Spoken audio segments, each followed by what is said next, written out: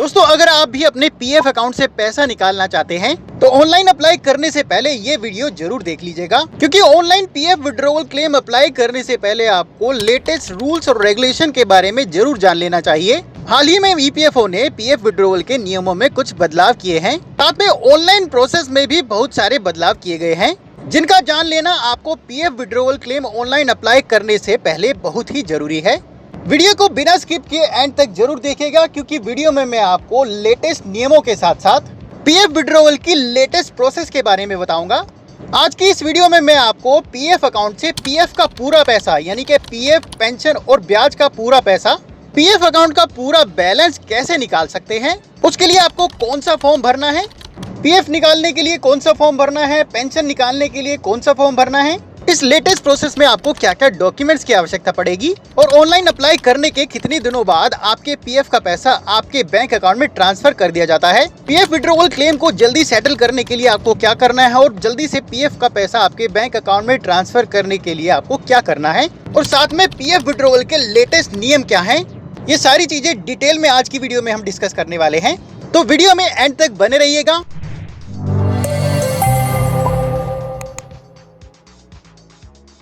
दोस्तों full PF withdrawal के लिए, जिसे फाइनल सेटलमेंट भी कहा जाता है, ईपीएफओ रूल्स के मुताबिक दो कंडीशंस में आप फुल पीएफ निकाल सकते हैं, रिटायरमेंट पर या फिर अनएम्प्लॉयमेंट के केस में। अगर आप रिटायरमेंट पर पीएफ फाइनल सेटलमेंट करते हैं तो आप पीएफ का पैसा पूरा का पूरा निकाल सकते हैं, पर पेंशन का पैसा आपको मंथली पे किया जाएगा। पर अगर आप ईपीएस पेंशन के लिए एलिजिबल नहीं हैं, यानी कि अगर आपका टोटल सर्विस पीरियड 10 साल नहीं हुआ है और आपकी नौकरी किन्हीं कारणों से चली गई है और आप 2 महीनों से ज़्यादा अनएम्प्लॉयड हैं, तो आप अपने पीएफ अकाउंट के पूरे बैलेंस को निकाल सकते हैं, यानी कि ब्याज के साथ साथ पीएफ और पेंशन के पूरे पैसे को निकाल सकते हैं। कुछ दिनों पहले ईपीएफओ ने पेंशन विड्रॉवल को लेकर एक नया नियम लागू किया है। अब अगर किसी एम्प्लॉय का सर्विस पीरियड 6 महीने से कम है तो उस कंडीशन में भी वो अपने पेंशन विड्रॉवल क्लेम को अप्लाई कर सकता है और अपने पेंशन के पूरे पैसे को निकाल सकता है। पर अभी इस नियम के अकॉर्डिंग सॉफ्टवेयर में अपडेट नहीं किया गया है। फिलहाल के लिए 6 महीने से कम सर्विस पीरियड वाले एम्प्लॉय अभी पेंशन विड्रॉवल के लिए ऑनलाइन अप्लाई नहीं कर पाएंगे। अब चलिए जानते हैं कि पीएफ अकाउंट से फुल पीएफ बैलेंस निकालने के लिए ऑनलाइन कैसे अप्लाई करते हैं, उसका एकदम लेटेस्ट प्रोसेस क्या है। सबसे पहले आपको ईपीएफओ की वेबसाइट ओपन करनी होगी, जिसका लिंक मैं आपको नीचे वीडियो के डिस्क्रिप्शन में डाल दूंगा, या फिर आप सिंपली गूगल में सर्च कर सकते हैं ईपीएफओ। जैसे ही आप सर्च करेंगे सबसे ऊपर आपको ईपीएफओ वेबसाइट का लिंक दिखाई देगा। उस लिंक पर क्लिक करके आपको ईपीएफओ की वेबसाइट ओपन कर लेनी है। जैसे ही वेबसाइट ओपन होगी कुछ इस तरह से आपको स्क्रीन दिखाई देगी। उसके बाद राइट हैंड साइड में आप देखेंगे आपको कुछ ऑप्शंस दिखाई देंगे। उन ऑप्शंस में से आपको online claim member account transfer पर क्लिक करना है। जैसे ही आप क्लिक करेंगे आपको एक नई वेबसाइट खुल के आ जाएगी, यूनिफाइड मेंबर पोर्टल खुल के आ जाएगा, जहां आपको एक लॉगिन स्क्रीन दिखाई देगी। तो यहाँ पर यूनिफाइड मेंबर पोर्टल पर लॉगिन करने के लिए आपको आपके यूनिवर्सल अकाउंट नंबर और पासवर्ड की जरूरत पड़ेगी।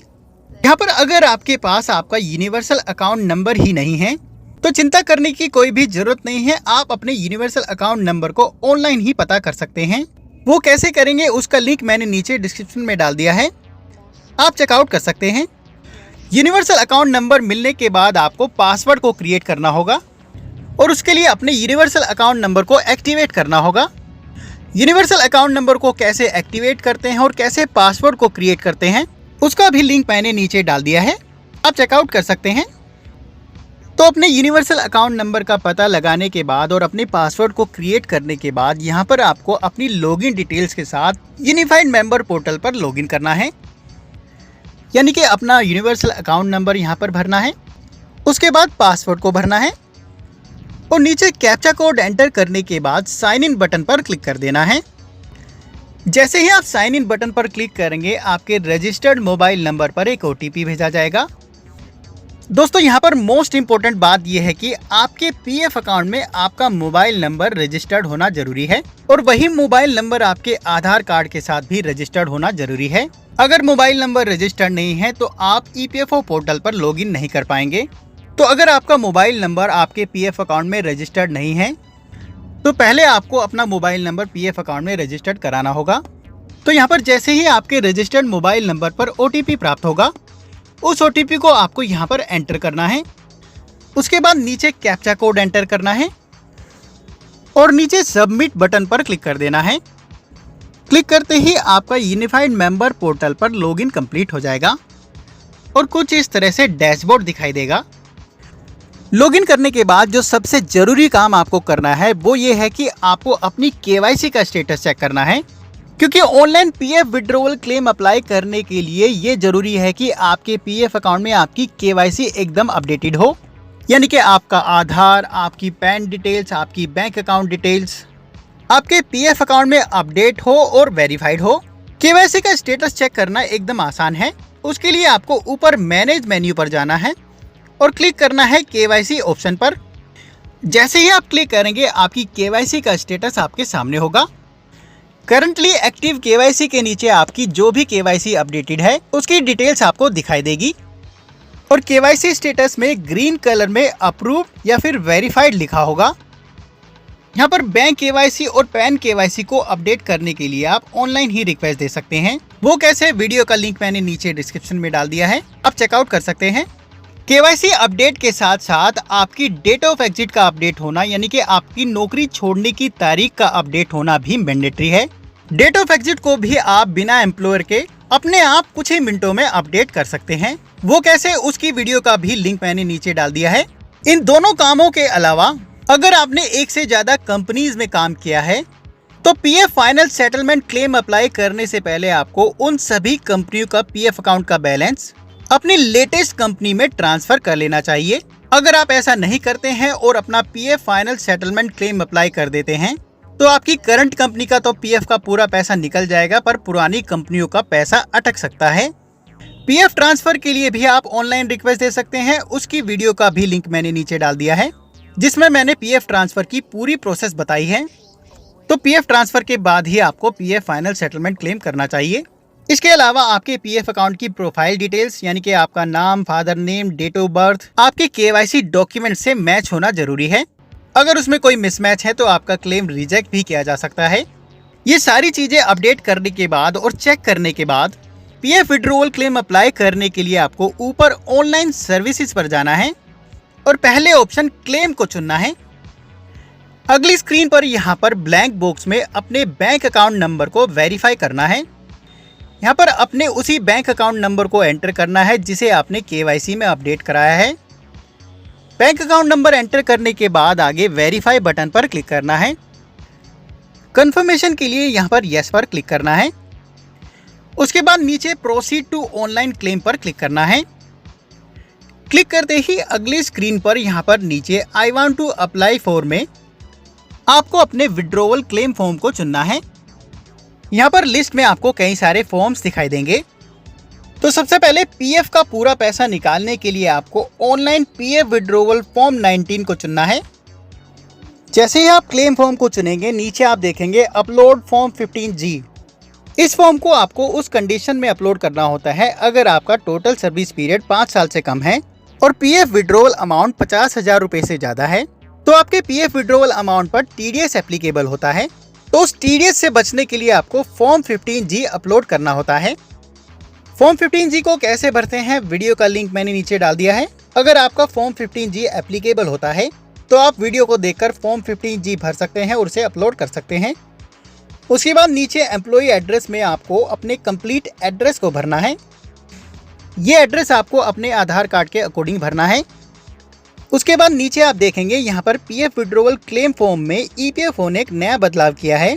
यहाँ पर पहले आपको कैंसल चेक की कॉपी या फिर पासबुक की कॉपी अपलोड करनी पड़ती थी, और अब अगर आपकी KYC बैंक द्वारा और आपके एम्प्लॉयर द्वारा वेरीफाइड है तो अब आपको यहाँ पर कोई भी चेक की कॉपी या फिर पासबुक की कॉपी अपलोड नहीं करनी पड़ेगी। दोस्तों यहाँ पर मैं आपको क्लियर कर दूं, अभी यहाँ पर सभी लोगों के लिए ये ऑप्शन नहीं आएगा। अगर आपको यहाँ पर चेक की कॉपी या फिर पासबुक की कॉपी अपलोड करने के लिए मांगी जाती है तो यहाँ पर आपको कॉपी को अपलोड करना होगा। उसके बाद नीचे इनके डिस्क्लेमर को यहाँ पर एक्सेप्ट करना है, चेक बॉक्स पर क्लिक करना है। क्लिक करते ही नीचे आप देखेंगे आपको गेट आधार OTP बटन दिखाई देगा, उस पर आपको क्लिक करना है। जैसे ही आप क्लिक करेंगे आपके आधार कार्ड के साथ रजिस्टर्ड मोबाइल नंबर पर एक OTP भेजा जाएगा। उस OTP को आपको नीचे यहाँ पर एंटर करना है। उसके बाद नीचे validate OTP and submit claim form पर क्लिक कर देना है। जैसे ही आप क्लिक करते हैं आपका PF withdrawal claim form successfully submit हो जाएगा। और अगर आप उसकी एक्नॉलेजमेंट डाउनलोड करना चाहते हैं तो यहाँ पर क्लिक हियर पर क्लिक करना है और एक्नॉलेजमेंट की PDF फाइल को डाउनलोड कर लेना है। उसके बाद pension withdrawal claim form apply करने के लिए आपको सेम प्रोसेस अपनाना है।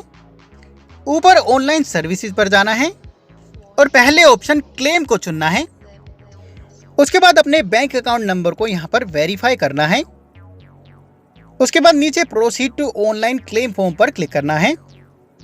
अगले पेज पर I want to apply for में जब आप अपने क्लेम फॉर्म को चुनने जाएंगे तो अब की बार आपको यहाँ पर only pension withdrawal form 10C को चुनना है। उसके बाद आधार कार्ड के अकॉर्डिंग अपने एड्रेस को यहाँ पर भरना है। उसके बाद नीचे यहाँ पर अगर आपसे आपकी पासबुक की या फिर चेक की कॉपी मांगी जाती है तो यहाँ पर आपको उसको अपलोड कर देना है। उसके बाद नीचे इनकी टर्म्स एंड कंडीशन को यहाँ पर एक्सेप्ट करना है और नीचे गेट आधार OTP पर क्लिक कर देना है। जैसे ही आप क्लिक करते हैं दोबारा से आपके आधार कार्ड के साथ रजिस्टर्ड मोबाइल नंबर पर एक OTP भेजा जाएगा। मोबाइल नंबर पर प्राप्त OTP को आपको नीचे भरना है और नीचे validate OTP and submit claim form पर क्लिक कर देना है। जैसे ही आप क्लिक करेंगे आपका पेंशन विड्रॉवल क्लेम फॉर्म भी सबमिट हो जाएगा। और PDF एक्नॉलेजमेंट को डाउनलोड करने के लिए दोबारा से क्लिक हियर पर क्लिक करना है और फ्यूचर रेफरेंस के लिए PDF फाइल को डाउनलोड कर लेना है। तो online PF final settlement claim apply करने के बाद आपकी क्लेम एप्लीकेशन को आपके कंसर्न EPFO ऑफिस में भेजा जाता है और लगभग 7 वर्किंग डेज में ही आपका PF विड्रॉवल क्लेम और पेंशन विड्रॉवल क्लेम दोनों सेटल कर दिए जाते हैं। कई बार EPFO ऑफिस में वर्कलोड या फिर टेक्निकल इशू के कारण आपका क्लेम सेटलमेंट लेट भी हो सकता है, जिसकी अधिकतम सीमा 20 दिन की है। अगर आपका क्लेम 20 दिन में सेटल नहीं किया जाता है तो आपको EPFO के ग्रीवेंस पोर्टल पर कंप्लेन रजिस्टर करनी होगी। EPFO के ग्रीवेंस पोर्टल पर कंप्लेन कैसे रजिस्टर करते हैं उसकी वीडियो का लिंक भी मैंने नीचे डाल दिया है। वीडियो को देखकर आप कंप्लेन दर्ज कर सकते हैं। तो दोस्तों इस तरीके से आप अपने PF अकाउंट से PF का, पेंशन का, ब्याज का पूरा पैसा निकाल सकते हैं। आई होप वीडियो आपको पसंद आई होगी और आपके सारे सवालों के जवाब इस वीडियो में मिल गए होंगे। फिर भी अगर आपकी कोई क्वेरी है तो आप नीचे कमेंट बॉक्स में लिखकर पूछ सकते हैं। और ऐसी और भी वीडियोस के लिए अगर आपने चैनल को अभी तक सब्सक्राइब नहीं किया है तो प्लीज सब्सक्राइब करना मत भूलिएगा। अभी के लिए धन्यवाद। अगली वीडियो के साथ फिर से मिलेंगे। All the best.